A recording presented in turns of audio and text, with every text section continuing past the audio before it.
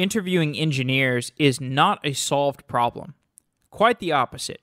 Everyone in the software industry will tell you their own personal issues with the hiring process. One reason that technical interviews have not evolved significantly is the lack of standardized process and tooling. Some companies give you one phone screen, some give you two. Some companies have you solve brain teasers, like how many golf balls fit in a school bus, and some make you fix bugs in their production code base. During the on-site interview process, some companies use whiteboards, and some let you use a laptop. Software companies do so much. They should be outsourcing the things that are not their core competency. Certainly, they cannot outsource the entire hiring process, but they can outsource and standardize certain parts of it to a company like interviewing.io. Engineers come to interviewing.io to practice their interview skills, where other engineers from top companies practice with them as an interviewer. When an engineer has practiced interviewing enough, they can use interviewing.io to interview with real companies and find a job. Aline Lerner is the CEO of interviewing.io, and she knows about the software interviewing and recruiting process as much as anyone. After working as an engineer herself, she started studying recruiting, consulting with top companies to help them improve their process. From her observations, she created interviewing.io. And in this episode, we dissect the workflow that she created for engineers to improve at interviewing and find jobs. And we also explore the insights that led her to starting interviewing.io.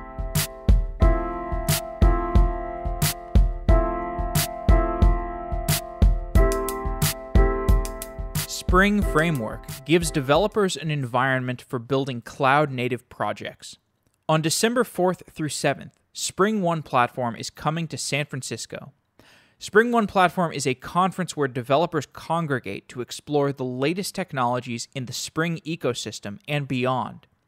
Speakers at Spring One Platform include Eric Brewer, who created the CAP theorem, Vaughn Vernon, who writes extensively about domain-driven design, and many thought leaders in the Spring ecosystem. Spring One Platform is the premier conference for those who build, deploy, and run cloud-native software. Software Engineering Daily listeners can sign up with the discount code SEDaily100 and receive $100 off of a Spring One Platform conference pass, while also supporting Software Engineering Daily. I will also be at Spring One reporting on developments in the cloud-native ecosystem. I would love to see you there and have a discussion with you. Join me December 4th through 7th at the Spring One Platform Conference and use discount code SEDaily100 for $100 off of your conference pass. That's SEDaily100, all one word, for the promo code. Thanks to Pivotal for organizing Spring One Platform and for sponsoring Software Engineering Daily.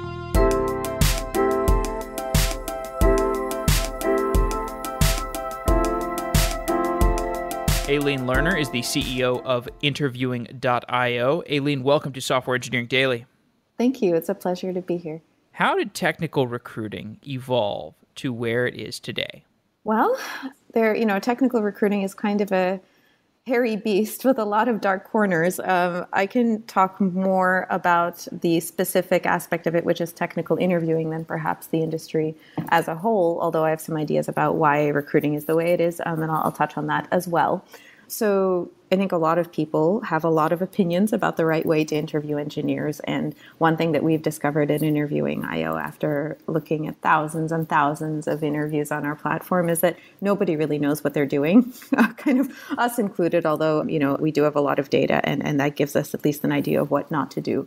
But I was always curious about why technical interviewing is the way it is. It's an interview process that's different than you see in a lot of industries, especially older ones where there's some established credential, like the board exam for doctors if you're board certified and things like that. So my best guess, and I did a little bit of research on this, is that the way we interview now originated in the 50s at Shockley Semiconductor.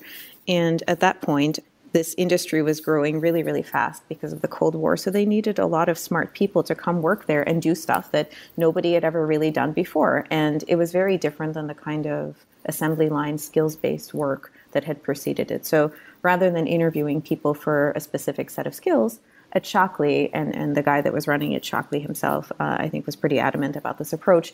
He was much more into interviewing people for just their ability to solve puzzles. And a lot of these puzzles ended up over time making it into the technical interviewing process at large companies in the 90s, Microsoft being one. And Microsoft, in a lot of ways, set the standard for a lot of how technical interviewing was and still is. So these puzzles would be things like finding which coin is like heavier than other coins, using less weighings than you might think and stuff like that. And at Microsoft, especially, and then later at Google, this is one of the first times when you needed a workforce that wasn't just dependent on managers deciding exactly how to implement everything and then just having coders be drones. But, everything was moving too quickly. So you needed these individual contributor aspects of your workforce to still be able to make hard decisions and think on their feet and, potentially do a lot of design and architecture. And programming languages themselves are changing so quickly that potentially interviewing for a set of skills would be too limiting. So, all these companies are trying to just find ways of figuring out who is a good problem solver and who can think like an engineer.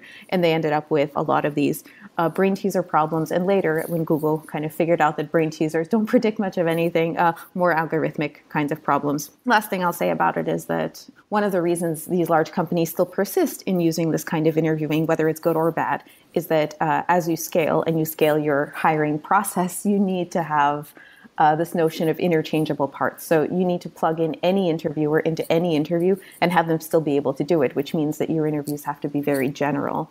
And this way, there's kind of a minimum ramp up in onboarding new interviewers, and you can just swap them in and out and really scale your hiring process. What ends up happening now, we're in present day, we have this process that evolved semi-organically for a variety of reasons that fit the needs of the day. Kind of what ends up happening is a lot of smaller companies are looking to these giants, the Microsofts, the Googles, more recently the Facebooks, and looking at their process and copying that process blindly, almost in a cargo culty kind of fashion, where you're looking at the process when the process is really not the reason for why things work. Rather, people want to work at Google because Google does cool stuff. And as smart people, it's almost like despite their hiring process, no matter what they do, they're probably still going to have a revolving door. That is not true of some small startup that no one's ever heard of. So one of the things I'll kind of hearken to over and over again is that if you're a small company and you don't have much of a brand, it doesn't mean you should lower your bar, but you should think critically about whether you're making people jump through hoops. The smaller startups, then, should they have a more unique and differentiated hiring process? Would it make sense? Because it sounds like the repeatable, highly data-driven, interchangeable parts-driven strategy of a Google, maybe that's necessary to have a scalable hiring process. But if you're just a super small company, you might want a more tailor-made hiring process. Is that what you're saying here? That's exactly right. So one of the things that I think is really important about having a tailor-made process isn't even in, necessarily identifying the best talent for you, although that's important, but in just being cognizant of market dynamics when you're hiring software engineers. The fact is that, at least for the time being, it is really hard to hire good engineers, and the supply of these engineers is completely outstripped by demand. So that means that the economic power is in the hands of labor, the engineers themselves. And that means that if you're going to interview people, you can't make them jump through hoops. So rather, especially if you're a small company without much of a brand, you should be using your interview as an opportunity to sell at every step of the way. So how does that actually translate into your questions? Well, a lazy process might just involve cracking the coding interview, picking a random question off that page, and then starting to ask people that question. That works if you're Google because people are already sold on your brand. If no one's heard of you, what you might want to do is tailor your questions to be more indicative of the kind of work that you do every day. And that doesn't mean even necessarily that they have to be super practical. You can still ask a lot of the same, if it's important to you, you can still ask a lot of the same algorithmic kinds of questions while putting it in a framework of, hey, we recently ran into this problem. Let's think about it together. And then, if you're a good interviewer, you can progressively layer complexity. So you can start with, a pretty easy version of that problem. And then, by the end, after 4 or 5 iterations, you will probably have gotten to the point where you don't even know how to solve it yourself anymore. One of the best interviewers I've ever met once used this expression of the point of an interview is to see if we can be smart together. And I really, really like that. So, if you do this well, you can pick an interesting problem, and then not only does the candidate appreciate that they got some insight into the work, if the problem is compelling enough, it's something that's probably going to stick in your head if you're the candidate. And then when you leave the interview, you're still going to be thinking oh, is there a better way? Is there a good way I can solve this? And then you've really gotten under their skin, which is, the point of a good sales approach. So that's something I would very strongly advocate. One of the things I recommend when companies ask me about this is just start a shared Google Doc or something else, just any shared document with your Eng team. And every time you do, one of the members of your team or you does something cool or something unexpected or runs into a problem that makes you think, just dump it in there in an unstructured way. And pretty soon you'll have a nice repository of the kernels of good interview questions. And then you can take these ideas and massage them into something that you can repeat. Before we dive into your solution, maybe you could touch on some of the other problems with recruiting. Maybe you could dive into some of the other problems of interviewing and the current model, and then we could just talk about how interviewing IO solves some of those problems. Yeah, happy to. So I'll talk a little bit about some of the other interviewing problems, and then kind of as I promised at the beginning, I'll touch a little bit on what I think is wrong with recruiting in general. So then I can really set up how we solve everything. No, I'm just kidding. We don't solve everything, but at least I can set up that the problem is real. So one of the main other problems with interviewing, and this is kind of a byproduct of the kinds of questions people ask, is that it's pretty non-deterministic.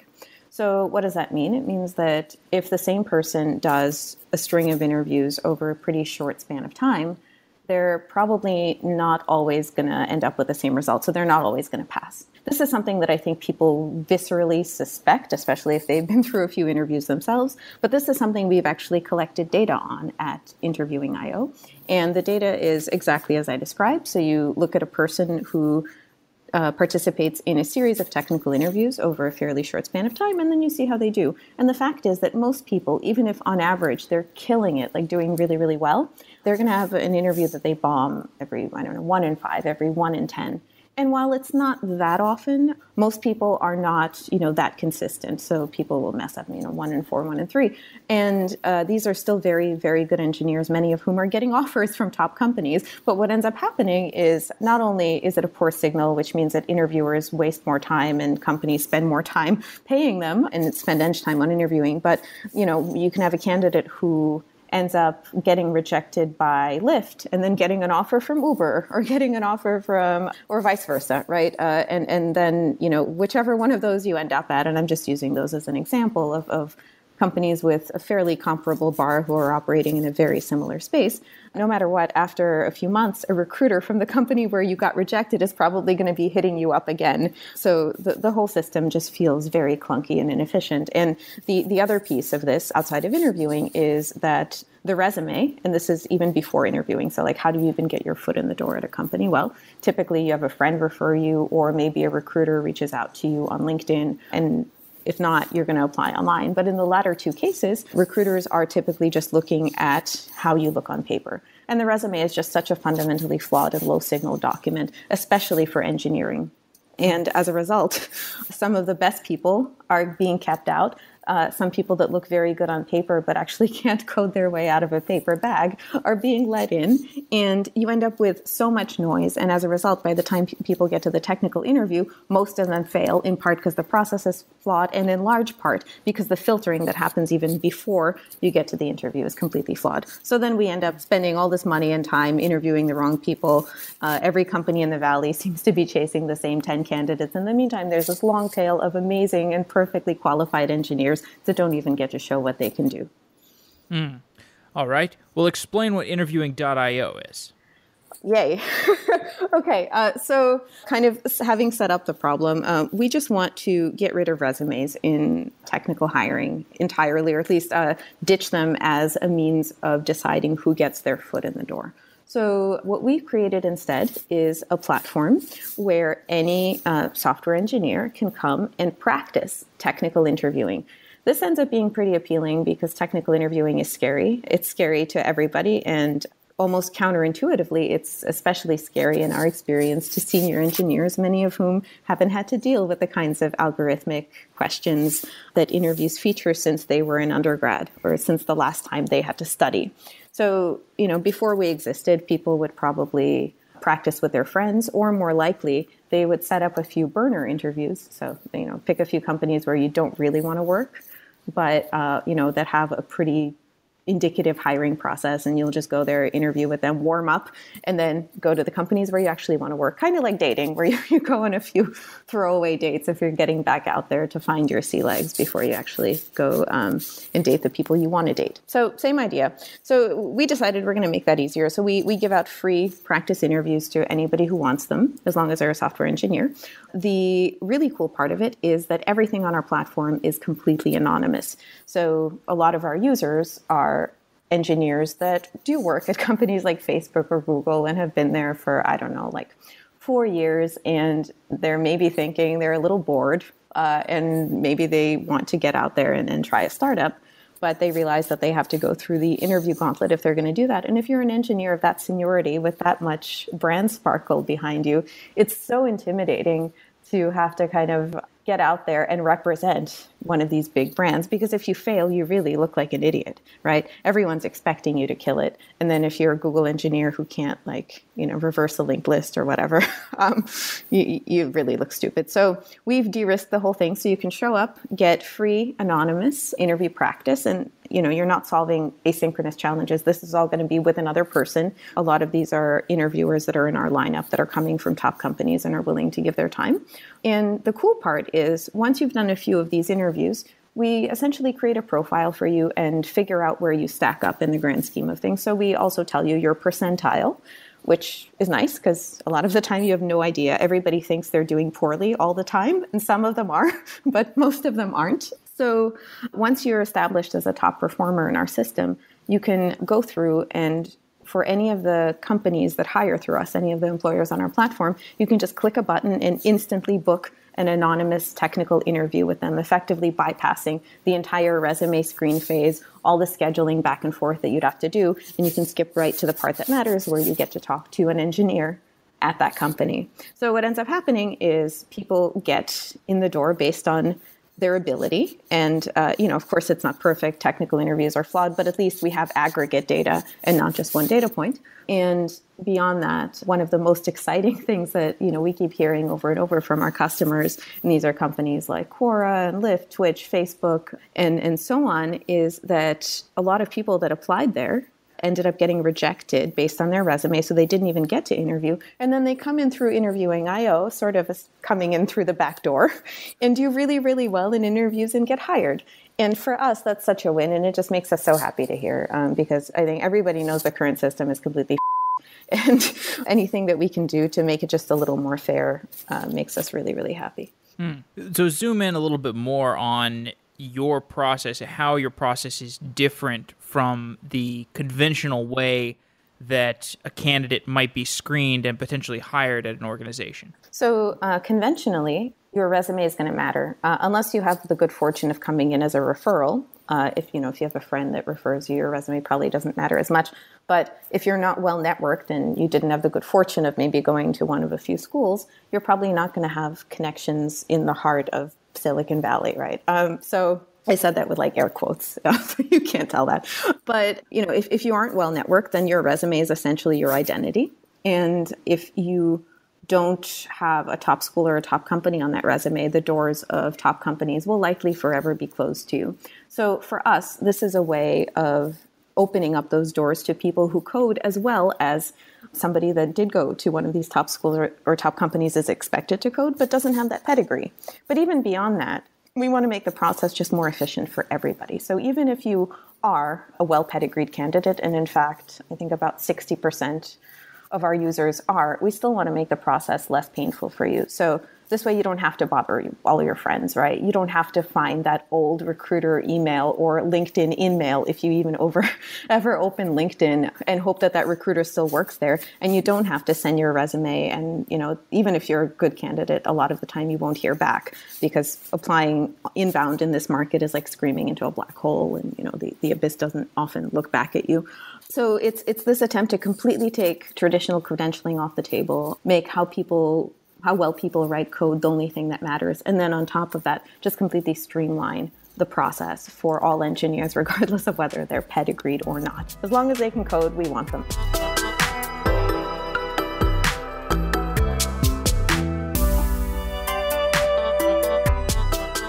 Simplify continuous delivery with GoCD, the on-premise, open-source, continuous delivery tool by ThoughtWorks. With GoCD, you can easily model complex deployment workflows using pipelines and visualize them end-to-end with the value stream map. You get complete visibility into and control over your company's deployments.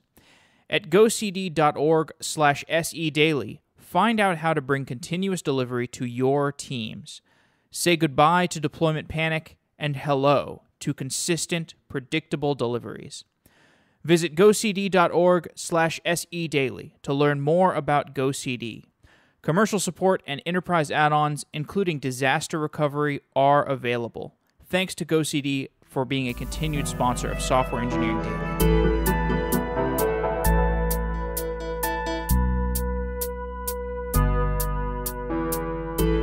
Talk a little bit more about the anonymity, because this is one of the technical challenges that you've overcome is implementing a way to interview anonymously. Mm-hmm.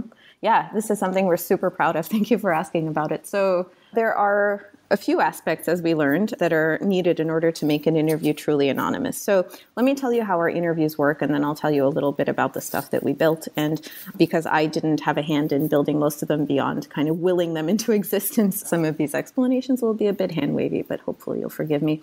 So the way it works is every interview on our platform, whether it's practice, and if you make it into the top performer pool and talk to real companies, whether it's real, is completely anonymous. So the way it works is when you actually show up for your interview, and all scheduling on our platform happens automatically as well. And obviously you don't see who you're scheduling with except the company name. But once you show up to your interview, there's no video. You just get dropped into a collaborative coding environment with audio and text chat and a whiteboard and a place to take notes and essentially everything that we think you will need to do a technical interview on both sides.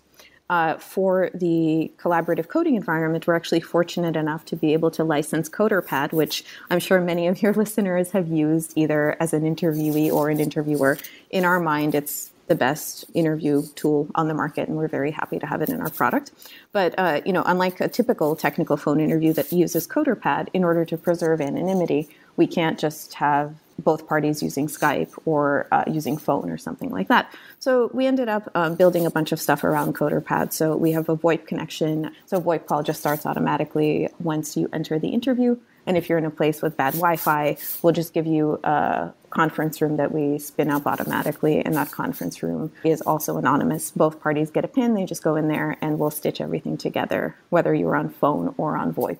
The other cool thing that we do with audio, and this is one of the things I'm most excited about, is that we have the capability of actually making gender completely anonymized in real time. So we can make women sound like men and men sound like women, or make both parties, both genders sound completely androgynous in this uncanny valley, creepy kind of way.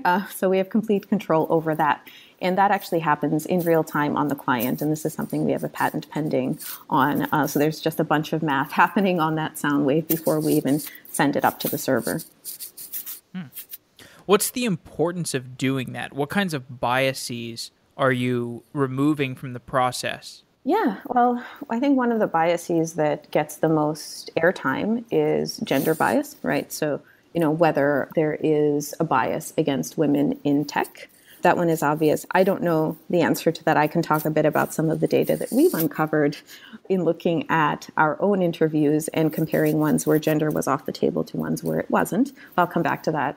The other biases that, maybe are a little less popular and get like a little bit less journalistic time are ones that have to do with pedigree. And to me, those are definitely a real problem. Like gender bias, that's potentially a thing, and it's something that is a serious thing if it is. But one thing that we know for sure is happening is that companies are very, very much biased against people who did not attend a certain school or work previously at one of a few companies.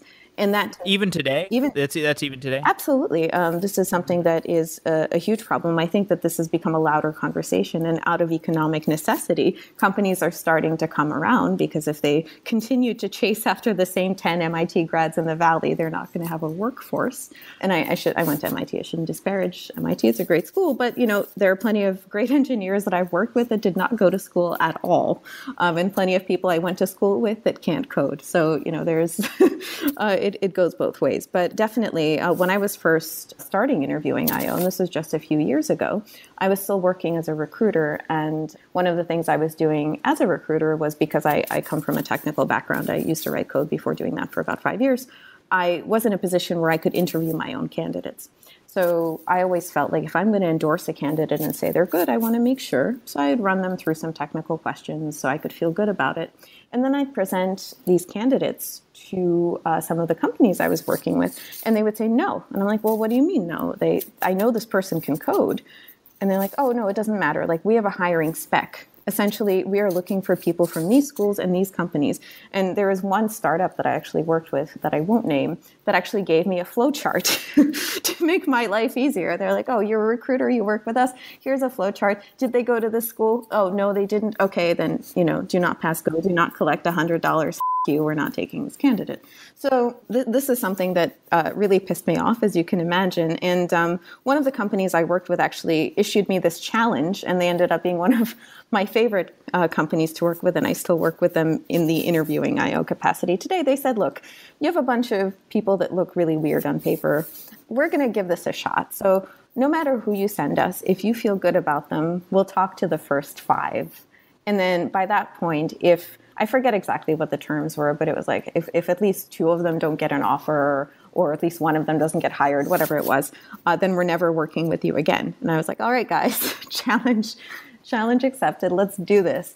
And that ended up working out so well. And I have such tremendous respect for this particular company. Whereas a lot of the other ones that I worked with, and I was working with some of the top startups in the Valley, they would just say, nope, not going to engage. And I think that I understand why. Like, recruiters have a job to do, and they've been trained in looking at a certain set of proxies, because those proxies do carry some signal. Like, they're not entirely worthless, and many recruiters don't have the domain expertise to do anything else. So they're just trying to do the best they can. But, one of the only ways that I think to break out of this pattern, and this is still something that's pervasive today, and this is why Interviewing IO insists that every interview be anonymous, even when they're real, is because companies still do put so much weight into people's backgrounds. So, one of the only ways to fight this is with data, right? And that's why we set up Interviewing IO the way we did it. So we can collect so much data and so much convincing data about people's performance that companies then can't be in a position to say no. And in fact, it's working. Most of our candidates end up making it through companies' processes successfully, because how well you interview is actually a pretty good predictor in aggregate of how well you're going to interview. Not rocket science. The data collection's the hard part, not the concept. Yeah. You have a pretty interesting background. This background of going from engineering to studying recruiting in detail. And I remember I was an engineer. I was working, and I would see your blog posts and your articles, because you were just kind of writing about recruiting for a while, and it seemed like you were really just trying to explore the space and figure it out. And I remember your blog posts going to the top of Hacker News, and people were clearly reading what you had to say, and I was reading it too because it was intriguing. You were finding contradictions and assumptions in the industry, and obviously it led you to starting a business. I'm a little bit curious about that transitionary period, because I'll tell you, I as an engineer like you, maybe, I mean, I like probably a coding. One. I never really liked coding. I was like, yeah, I'm gonna get the this industry. But you must have liked. I mean, you must have liked it enough to at least, I think you you got a computer science degree, My right? degree, actually, it's in brain and cognitive sciences. So I studied comp sci. I actually started coding when I was very young.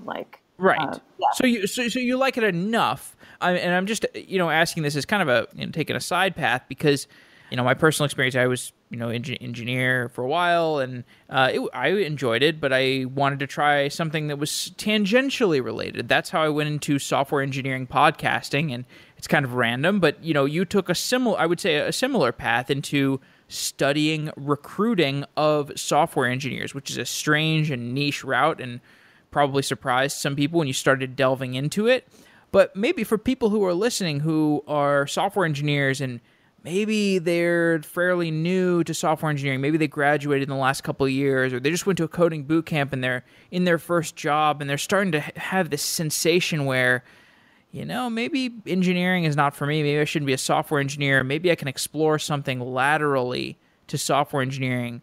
Maybe you have some words of advice or just some anecdotes for your own career exploration? Yeah, well, I'm happy to talk about myself. So, one of my favorite subjects. No, so I guess the best piece of advice that I can give is that, at least for me, nothing felt deliberate. My career path is one of the most tangled and windy ones that I've heard about, at least, in our industry. In our industry, many people are very goal-oriented, right? And they just do the thing they're supposed to do, and then they succeed at it. That's not what happened to me. So first off, the reason I ended up switching away from computer science as a major is because I flunked. So at MIT back in the day, they don't do this anymore, but back in my day, there was this class that you had to take called Circuits and Electronics or something like that. It was just a class where you just messed with a breadboard all semester and did stuff with circuits and circuit design. And you had to have this class for a computer science degree. It was one of the few electrical engineering classes you had to take. So I actually flunked it. I flunked it not once, but twice. And I actually enjoyed programming quite a bit back then. But for me, it was always a means to an end.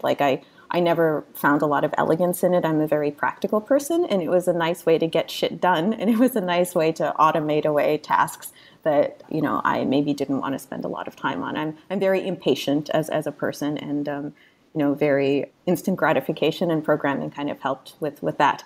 But at that point, I realized that, I probably wasn't going to get a CS degree unless I wanted to take this class for a third time and flunk it probably, which I didn't.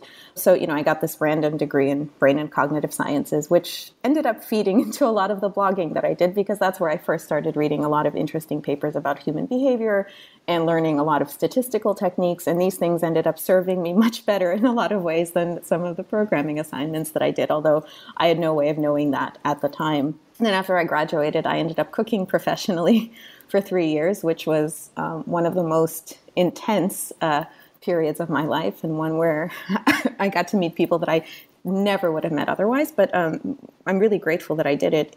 One, because I have some crazy stories, but that's not the main reason. The main reason is that was the first time that I really got to see a different hiring process. As an aside, like when you want to get a job as a cook, you don't really talk about your resume or your experience or your hopes and dreams or your 5-year plan or whatever. You just show up and you bring your knives, and then that's what you do, right? You just start doing the work. So you're at the restaurant in the morning, you're prepping for the station where you're going to be working, and in the evening you're putting out dishes that the station that you've been assigned to is responsible for, and the whole time someone's watching you.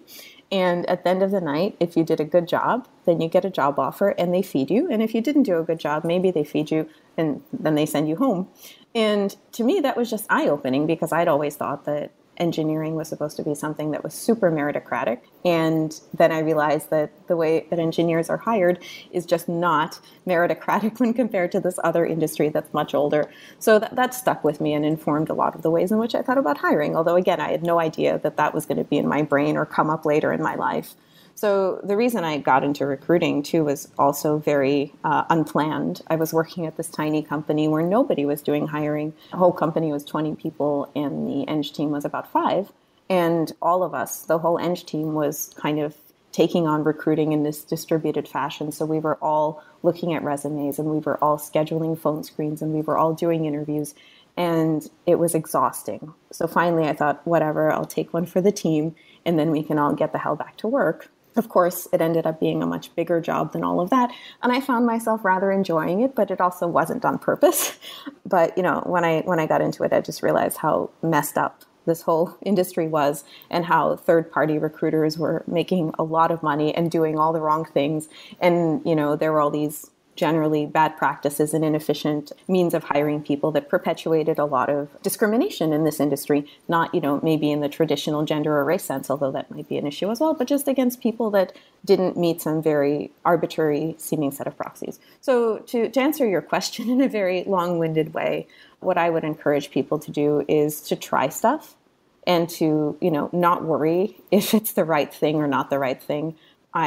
I've had some conversations with women, especially younger ones, where they talk about how maybe they don't necessarily want to program. And there are plenty of women that do, but the ones that I've spoken to sometimes don't, but they feel like they're kind of abandoning the mantle and failing women everywhere because they're leaving computer science to do something else. And it's like, no, you should do what makes you happy.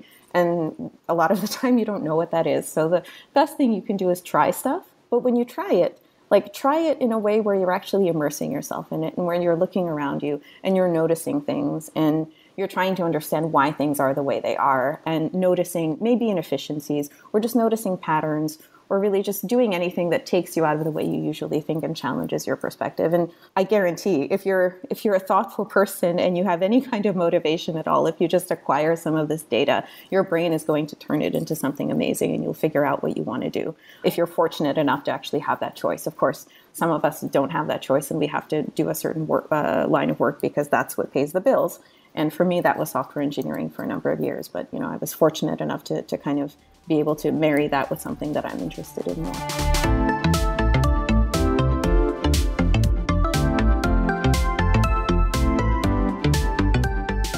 Dice.com will help you accelerate your tech career. Whether you're actively looking for a job or need insights to grow in your role, Dice has the resources that you need.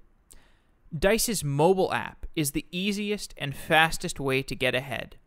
Search thousands of jobs from top companies. Discover your market value based on your unique skill set. Uncover new opportunities with Dice's new career pathing tool, which can give you insights about the best types of roles to transition to. Dice will even suggest the new skills that you'll need to make the move.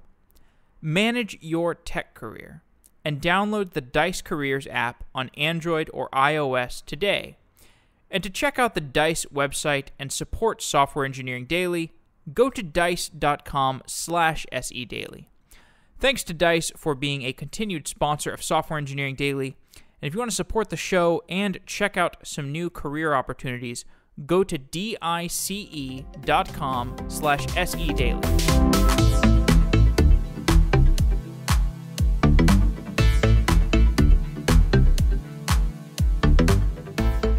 Indeed. Well, I mean, I can echo your advice.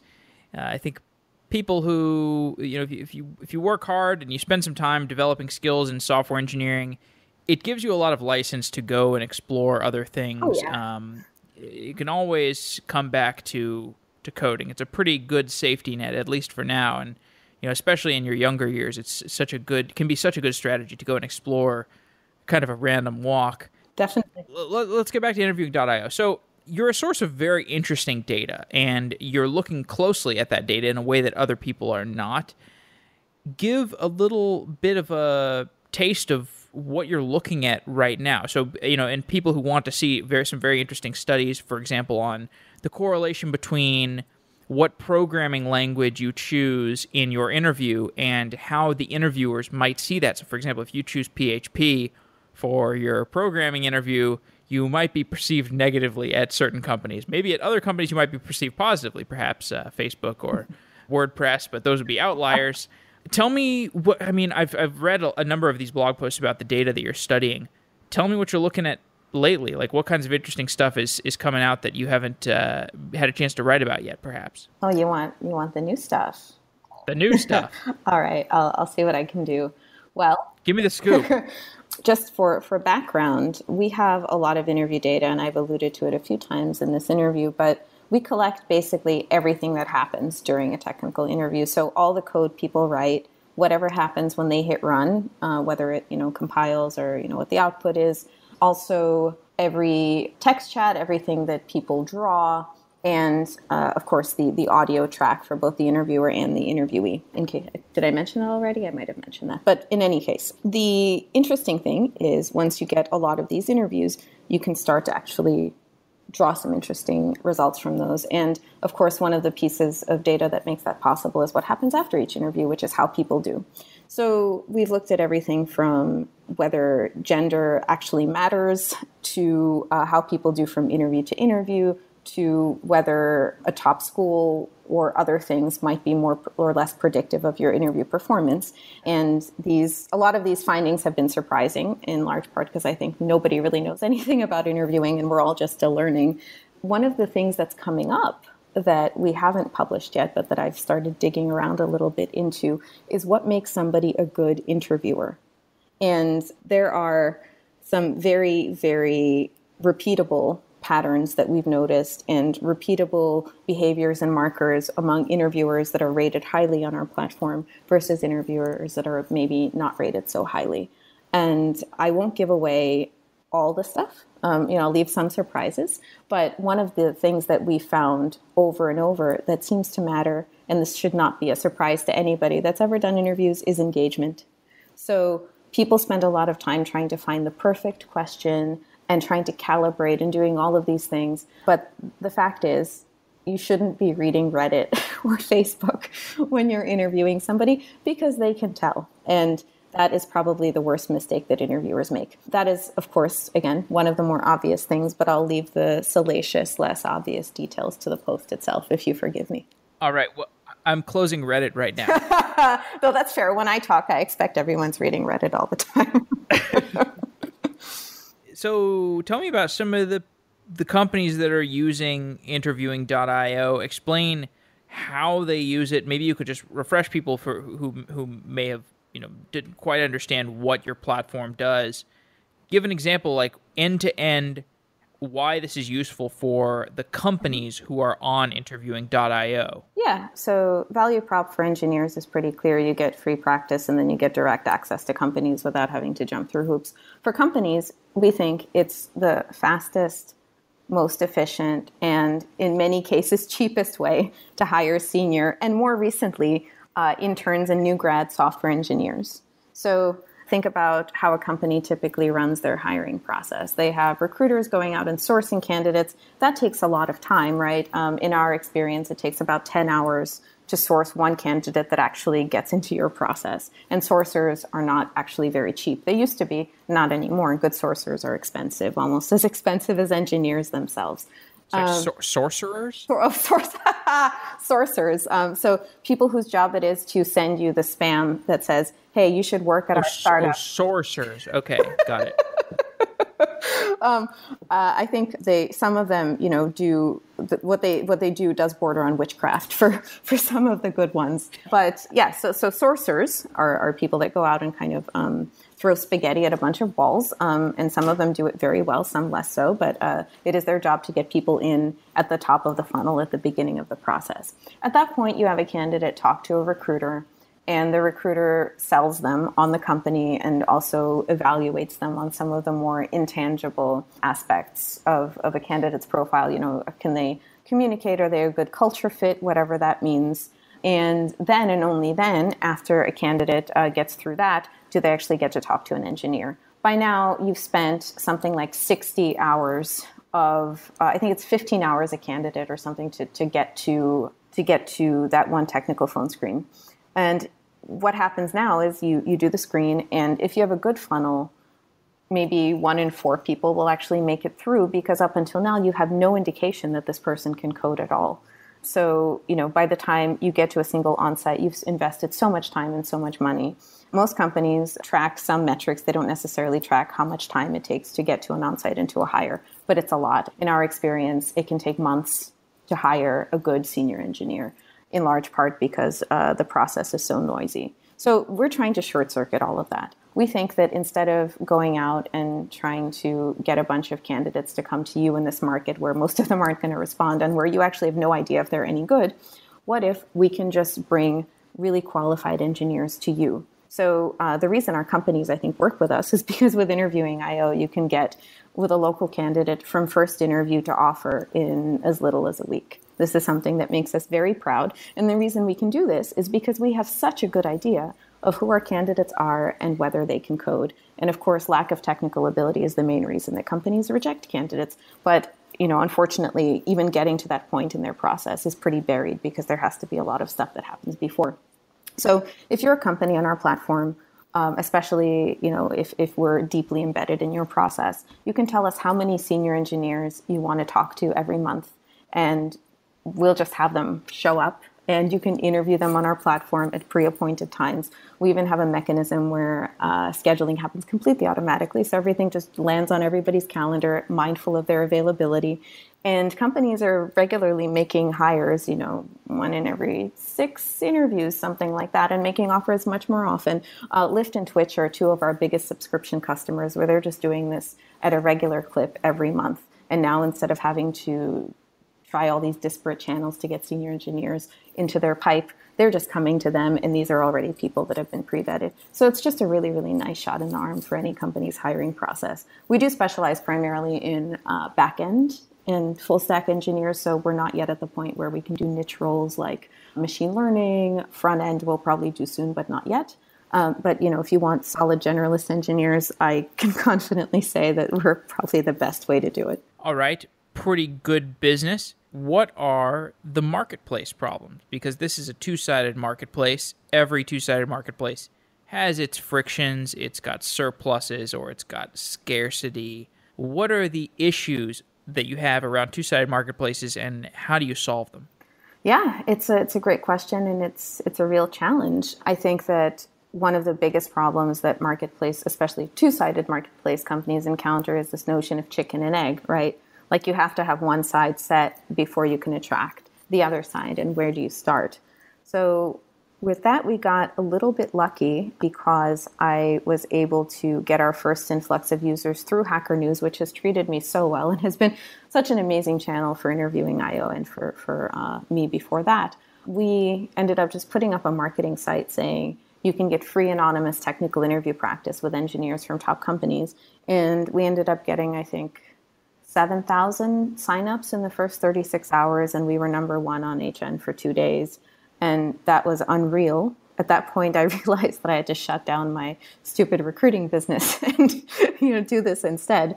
But that certainly helped in this market. If you have the candidates, most of the time the companies will come. But there are other challenges as well. Making sure that your sides kind of balance one another. So you never want to have one side completely outstrip the other. So like, how do you grow them at the same rate, even though growing them takes very, very different kinds of effort? Getting companies on the platform is a very different experience than getting candidates. So that's generally been one of our big challenges, is making sure that we're growing steadily on the candidate side, but then that we can keep up with companies. And of course, the more good companies you have on the platform, the more of a draw it is for candidates. But we've been very mindful of our metrics. So at this point, we know exactly how many interviews it takes to make a hire, and we know how many candidates we need coming in every month in order to get to a certain number of monthly interviews. And we know roughly how many people are going to be doing well in practice. But getting to that point where it's like a well-oiled machine, and I don't even think we're well-oiled. We're kind of like at a machine. We're working on kind of oiling it up, but getting to a point where, those things definitely takes a lot of time. And it's something that we had to figure out in a very real way when we were raising money fairly recently, because when you raise money, people want to know these numbers. And if you don't know them, you look like an idiot. The oil is oftentimes customer satisfaction type of people that help guide the candidates or the companies through the process.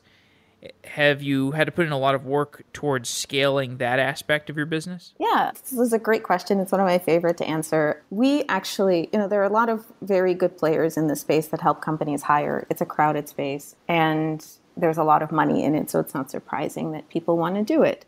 But one of the things that makes this business really interesting to me is that we're trying really hard not to operate like a recruiting agency, but rather to operate like a true software platform. So that means that unlike many other companies in the space, we're not trying to hire more staff in order to grow. Or we're going to need to hire engineers, of course, right, and product people, and some amount of account management and customer support. But we are not looking to hire recruiters, right? We are not looking to be a recruiting agency with a clever gimmick and a nice skin that makes it seem like a software product. We actually want to be that real software product. So, for instance, all our scheduling happens automatically. We have a series of reminder emails on the platform that kind of take the place of a person nudging you.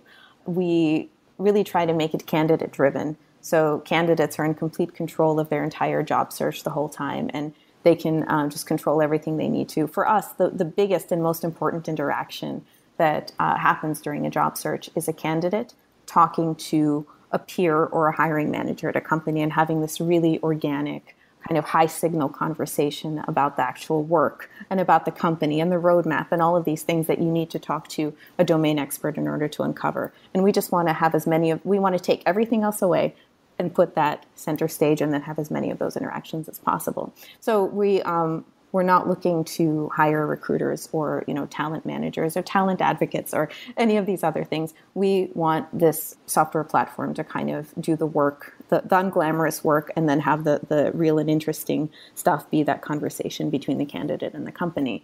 That said, we are any software product needs at least one customer support person, and we recently hired one. She's amazing, and her previous background doing interrogations in the U.S. Army, I think, lends herself particularly well to doing customer support. What are the hardest engineering problems that interviewing.io is faced with today? Yeah, well, probably the most quote unquote real piece of engineering that we've done has been our voice modulation. And if you go on our blog, you can hear a demo of me sounding like a guy. We're also fortunate enough to demo it on NPR last year. And that was real hardcore, fast Fourier transforms, shit that you see in college and then you never see again. Well, we actually got to do real engineering at this company. So that was really, really exciting. Outside of that, I think that we suffer from a lot of this, or not even suffer, but we face a lot of the same concerns that a startup of our size does. Living with some legacy code, refactoring things, setting things up to scale, right? We definitely subscribe to this idea that we shouldn't build tech until we absolutely have to. And our eng team is very, very small. So at the beginning, we were doing, credit to Paul Graham, of course, for doing things that don't scale. That was our approach. And then, as we grow, we have to start kind of building stuff and codifying a lot of the things that we were doing when we were still learning. So that's always a transition that is not necessarily straightforward and one that takes place all the time. And, it's really important to have good product people that can figure out the best way to make that transition. In terms of other tech, although these problems are interesting, they're not necessarily super hard. We're really, really trying to come up with the best experience around recruiting that we can create. So making sure that scheduling is airtight, making sure that people are getting notified of everything that they need to be notified about without us having to ping them ourselves, right? Having this very robust system that can ensure that nobody is slipping through the cracks. And this is hard. And, there are a lot of great recruiters that do it very well. And, it's going to be a matter of time if we can see whether we can replicate some of that in product. And maybe we can't, but it's an exciting challenge to take on. And it's something that we hope we can do very well so that all of that minutia can get out of the way. And, whether it's recruiters or engineers or anybody else, we just want to put the emphasis on two people that should be having a conversation. Aline, thanks for coming on Software Engineering Daily. It's been great talking to you. Likewise. Thank you so much for having me. Thanks to Symphono for sponsoring Software Engineering Daily. Symphono is a custom engineering shop where senior engineers tackle big tech challenges while learning from each other. Check it out at symphono.com/sedaily. That's symphono.com/sedaily. Thanks to Symphono for being a sponsor of Software Engineering Daily for almost a year now. Your continued support allows us to deliver content to the listeners on a regular basis. Wow!